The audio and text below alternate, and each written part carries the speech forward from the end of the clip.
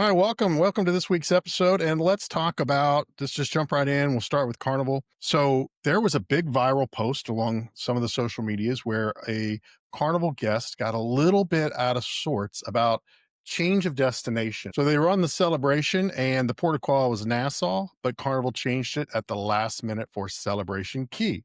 This guest did not think that, and their comments, their angry post went viral. So was it weather? It was not. There was no weather involved. It was just an itinerary change. I did not specifically see any reason that was listed other than that they were going to flip that from Nassau to Celebration Key. And I think there's a lot of different things there. Obviously, you could have an excursion planned. And a lot of people are going to say, well, now I'm out that money, right? Because it doesn't get refundable. So if you're booking outside of the cruise lines, you typically have to pay for it. Like And a lot of people do they because do because it's less excursions are expensive. expensive through them. Right. So let's say you go through Viator and you got usually have 24 hours. So up to 24 hours before it occurs, you can cancel it, no harm, no foul. But within 24 hours, they're going to charge your card. So I'm not exactly sure where this took place or what they had done there, but there's always that to consider.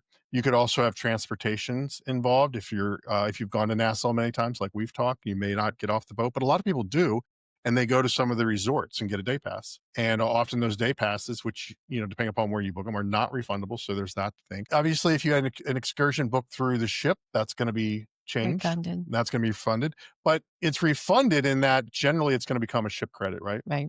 They're not going to like give it back to your credit card. They're going to give you now it will all come out in the wash, but it's going to be down the line. So let's say they flip it back to your cabin bill. But at the end of the cruise, you never used any of it. You didn't get anything extra. You didn't do anything. It's still there. When that cabin bill is finalized after the cruise, anything that's to your credit will come back to you. But we're talking still further down the line that you're without money, and then there's probably the typical 2 to 3 weeks or whatever it Yeah. takes for that to hit your particular credit card. And I can see where maybe if they had plans, they were upset. Yeah. But I think this is once again, first of all, let's point out it is completely within their right to do so. Yeah. It's listed in the contract. I get it.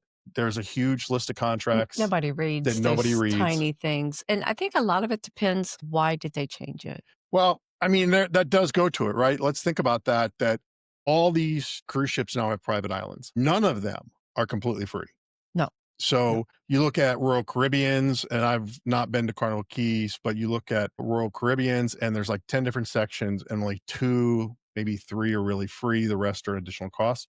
Carnival is the same way. There's multiple things to do there, and many of them are an additional cost. So is this the cruise ship saying, hey, the quarter's going kind of bad. We aren't going to make our numbers this quarter. Mhm. So let's deviate from something where we're actually spending money, which when they go into Nassau, they're having to pay for that Yeah. port call. They're having to pay expenses to be in there.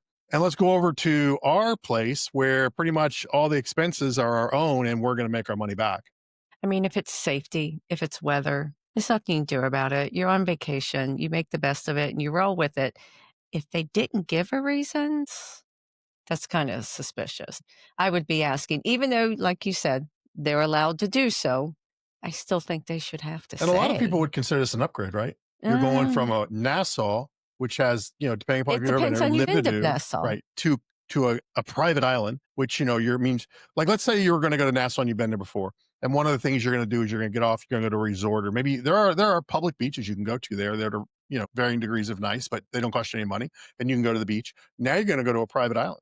You're the only people on the beach there. So you just went from Well, it's not just you. well, no, but it's all the people but when you're at Nassau, it's all the people on your boat and every other ship in port. Remember, Nassau just did a $25 million upgrade. They're parking like 4 ships at a time now. So, you went from 4,000 people, depending upon your ship, to 15,000, depending upon the size of the ship. So if you go to the private island, it did spread out. You did have less people. So But I that's get a it. plus. I get it. They have the pirate ship for the kids. If you promised your kids Yeah, that's a go big on the excursion. private ship, that'd be disappointing. If you had plans to go swim with the pigs, people like to do that. Good point. That's disappointing. I get it. I get why they're upset. Some things happen, but yeah, I get it. I'd be upset too. Yeah. So I would not see it as an upgrade. and these things can happen, folks, and it's hopeful that they'll let you know in advance. But this is another reason to have. I mean, your disappointment is going to be set, and there's not going to be any refunds for your disappointment. But cruise insurance, once again, that we considered to be not necessary, we have learned more and more through personal experience and also now insight into the industry more. It's kind of necessary because when something like this happens, if it's last minute or no matter when it happens, your cruise insurance is going to cover you.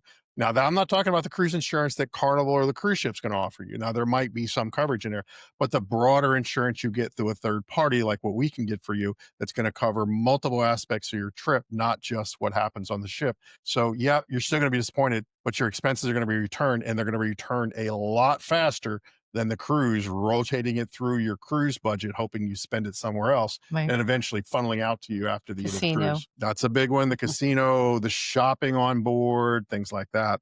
Thanks for spending a little time with us today. If you enjoyed this and want more insider tips, real travel stories, and deals that make your bucket list closer than you think, be sure to scan the QR code, hit subscribe, or follow. Why? Because every week we bring you ideas that save you money, inspire your next adventure, and show you how to travel smarter without the stress. Don't just dream about travel, make it happen with us. Follow now so you never miss your next chance to wander worth